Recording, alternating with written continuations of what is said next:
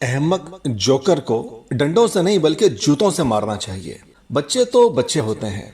انہیں تو اپنے برے بھلے کی تمیز نہیں ہوتی۔ اب اگر ٹائر پر بیٹھا ہوا ایک بھی بچہ اللہ نہ کرے گر جائے تو ساری موٹر سائیکل اپنا توازن کھو بیٹھے گی، اور پھر کس بچے کی گردن ٹوٹے گی،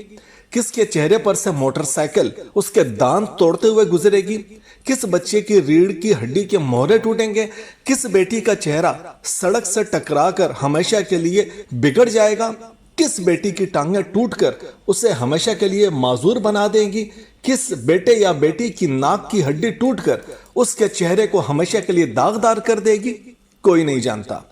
اتنے معصوم بچوں کی جانوں اور مستقبل کو خطرے میں ڈالنے پر اس جوکر کے خلاف انتظامیہ نے ایکشن نہ لیا